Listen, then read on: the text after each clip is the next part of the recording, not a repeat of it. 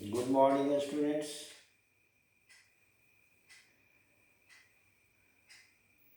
आप previous class में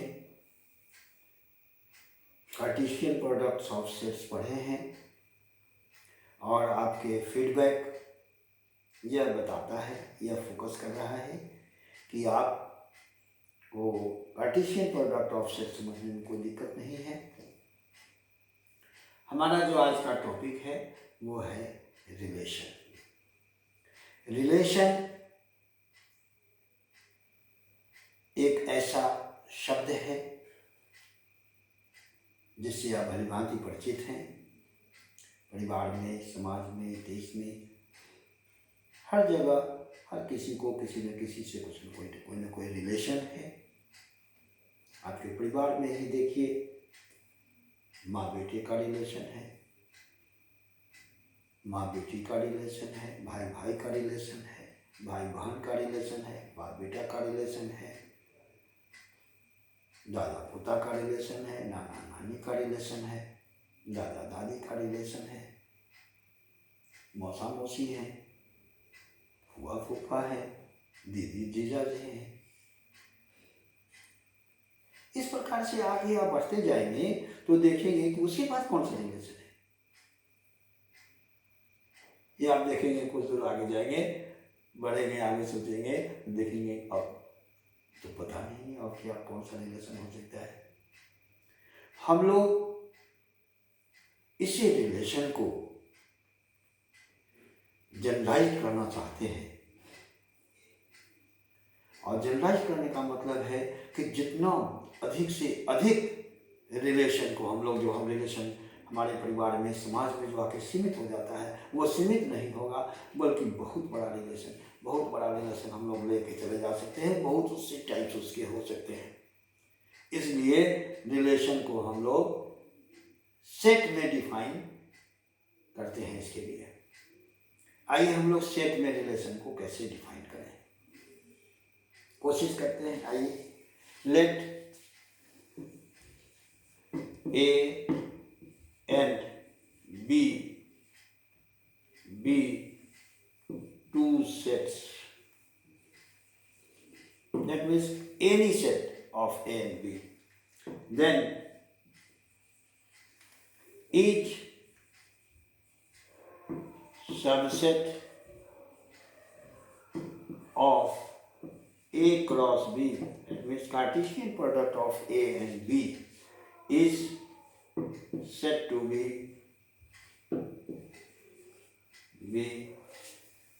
a relation from A to B. Relation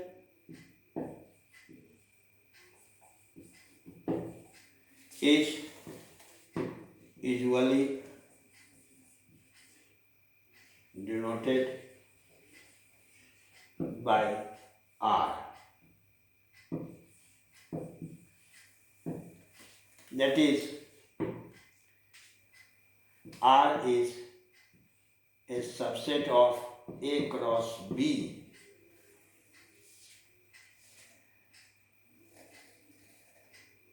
Implies and implied by R is a relation from A to B. If XY belongs to R, we say that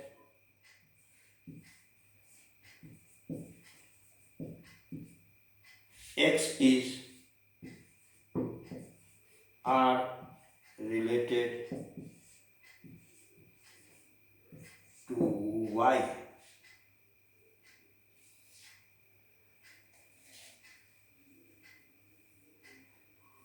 X is R related to Y. That is,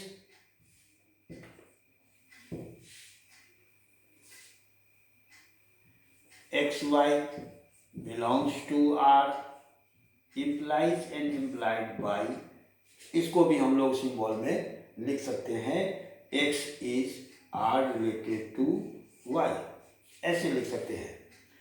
तो यदि X Y R का, R नहीं लिखाया, this, so X Y belongs to R, यदि X Y R का element है तो X R related to Y है, इसको सिंबॉलिकली हम लोग ऐसे लिखते हैं। अब आइए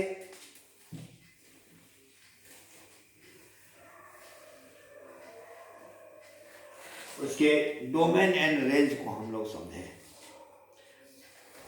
डोमेन ऑफ आर को हम लोग लिखते हैं DOM dot, this equal to set of X such that X Y belongs to R. यदि एक्स वाई आर का एलिमेंट है, that means X is R related to Y है, देन फर्स्ट एलिमेंट का जो सेट है इसको हम लोग कहेंगे डोमेन आर, DOM आर लिख दिए, शॉर्ट में लिखा गया। इसी प्रकार से रेंज क्या कहेंगे इसका, range of R set of Y such that X Y belongs to R. इसी के दूसरे एलिमेंट का जो सेकेंड एलिमेंट है उसको हम लोग कहते हैं रेंज ऑफ आर, उसके सेट को।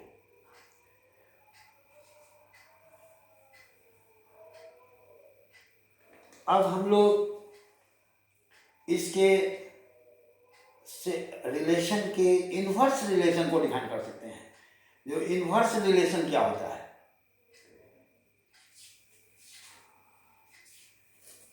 इफ इनवर्स रिलेशन, आइए inverse relation, inverse relation R inverse is said to be a relation from A to B if and only if R is a relation from R A to B नहीं कहें, यहाँ पर B to A ले लीजिए, तो ये हो जाएगा, तो R हो जाएगा हमारा A to B। तो R inverse is said to be a relation from B to A if and only if R is a relation from A to B।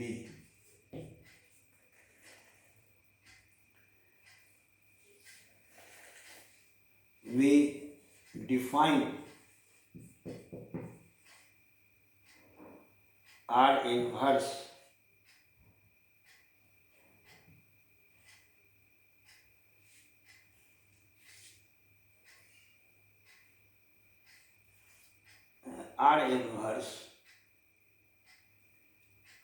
is subset of R, or we say like this,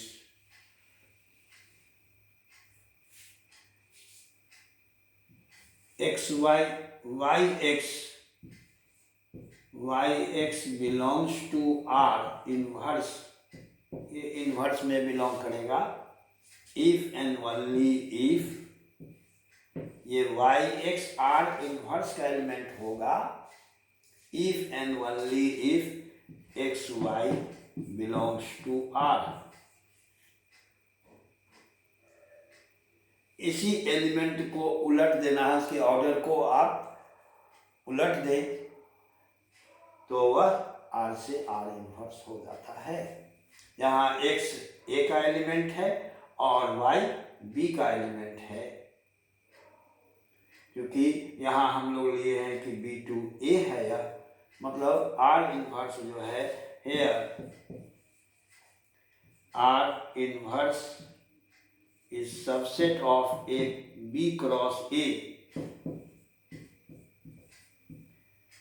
implies and implied by R is subset of A cross B. Clear?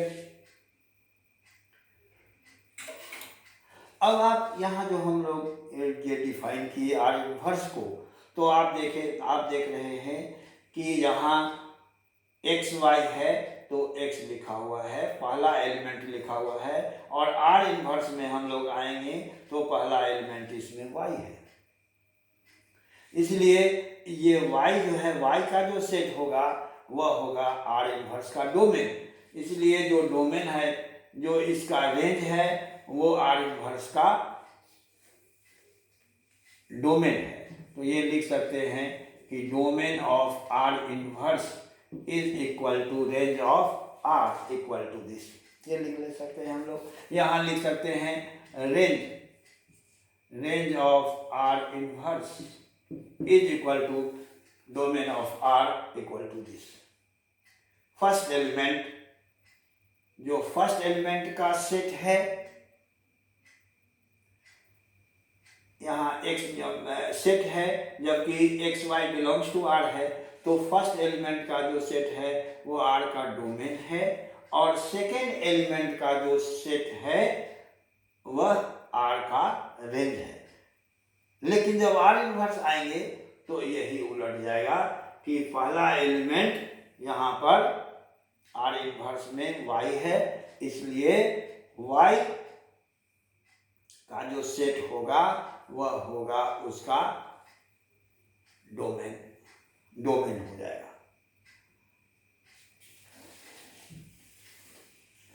अब हम लोग यह देखें कि किसी set में कितने relation हो सकते हैं। यह डिपेंड करता है कि उस सेट में कितने एलिमेंट हैं, इस पर डिपेंड करता है। जैसे सपोज करिए कि let number of A is equal to m and number of b equal to n, then number of a cross b, ये हम लोग a क्रॉस b में Cartesian product of a and b में जो number of elements होते हैं वह number of a into number of b होता है। नंबर ऑफ a कितना है, दिए हैं हम लोग m, और नंबर ऑफ b कितना है n, तो n मल्टीप्लाइड बाय n,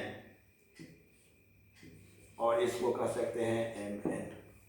अब हम लोग यह जानते हैं कि किसी सेट के जो सबसेट्स होते हैं वह 2 to the power number of the elements of the set होता है। इसलिए नंबर ऑफ सबसेट्स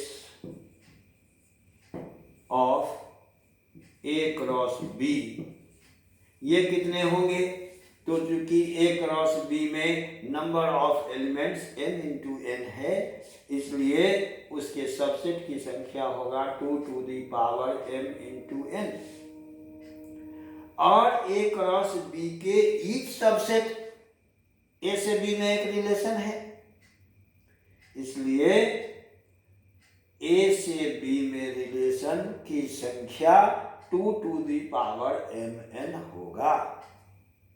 अब यदि m मान लीजिए कि m हमारा, यह m का वैल्यू ले लीजिए 1000, इसका ले लीजिए आप 100, तो रिलेशन की संख्या कितना हो जाएगा 1 लाख। हम लोग थोड़ा सा ही रिलेशन डिफाइन करने लगे थे परिवार में, फैमिली में, तो वह आगे नहीं समझ में आ रहा था कि आगे क्या होगा। यहाँ 1 लाख हो गया। यदि आप इसमें भी 1000 ले लीजिए, इसमें भी 1000 ले लीजिए, तो 10 लाख।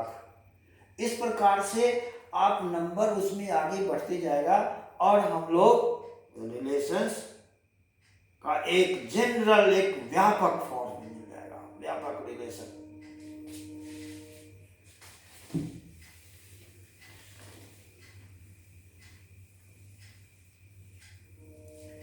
अब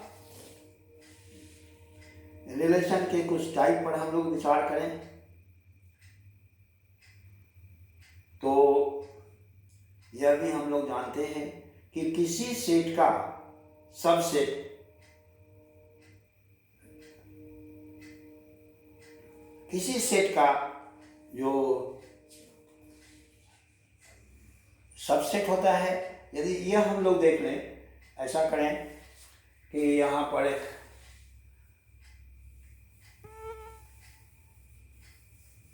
यदि A क्रॉस B कोई भी सेट अपने का सबसेट होता है, यह देख लीजिए, A क्रॉस B कोई भी सेट अपने का सबसेट होता है और A क्रॉस B का ईच सबसेट A से B में एक रिलेशन है, इसलिए A क्रॉस B भी A क्रॉस B में A से B में एक रिलेशन है।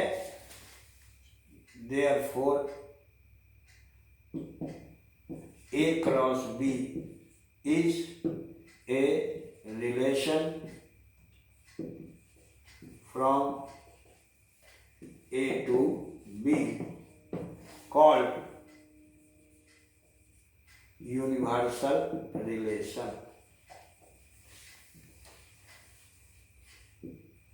Universal relation. Also, since phi is subset of any set, so phi is subset of A cross B. Therefore, phi is also a relation from A to B called empty or void or null relation.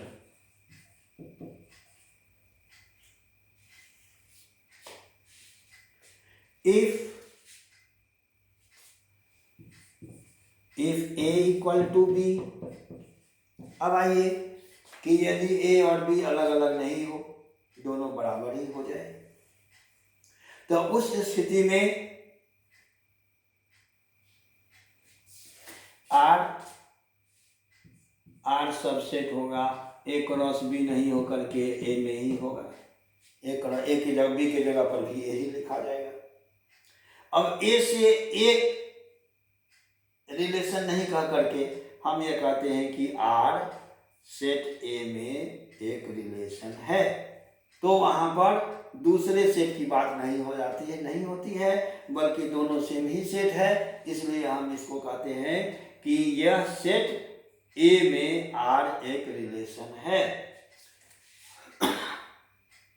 And this implies and implied by R is a relation on A। तो एक set में relation हुआ, इसी set में relation को हम लोगों को आगे बढ़ाना है कि रिलेशन ऑन ए सेट, और वो हम लोग डिफाइन करेंगे और आगे कि रिलेशंस के और टाइप्स सब क्या है। बहुत सारे टाइप्स हैं, सब कुछ टाइप्स के विषय में हम लोग को जानना है, समझना है, फिर उससे और आगे लेकर के और ये आगे बढ़ना है, क्योंकि ये तो मॉडर्न अलजेब्रा का बेस है और मॉडर्न अलजेब्रा तो एक अलग मैथमेटिक्स का ब्रांच ही है।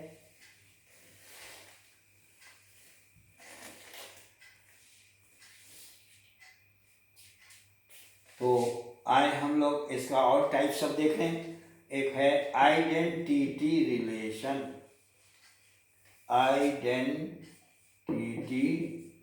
Relation on identity relation,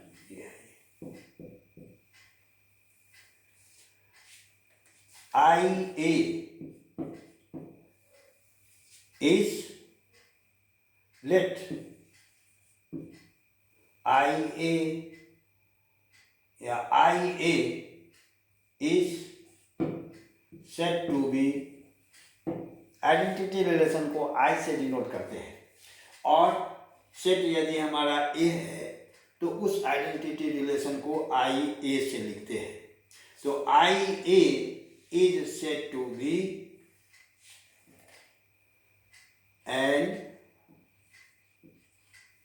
identity relation on a set A and which is defined as A B belongs to IA such that A equal to B. That is, IA is an identity relation of set of A, क्योंकि A equal to B होगा तभी identity relation का element होगा वह। For all A belongs to A,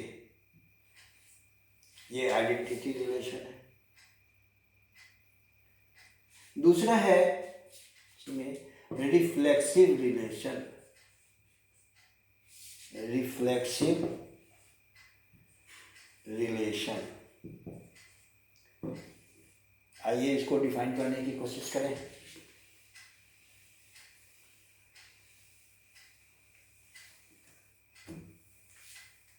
A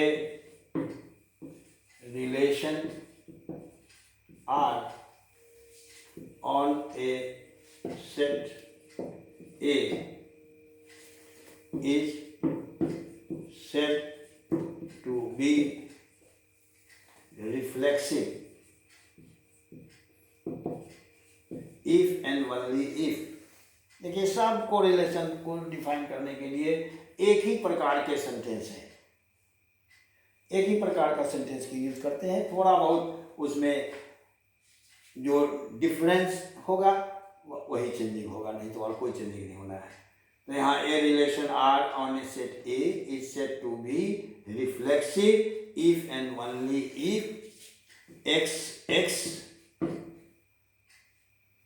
और लिख सकते हैं a belongs to R for all A belongs to A।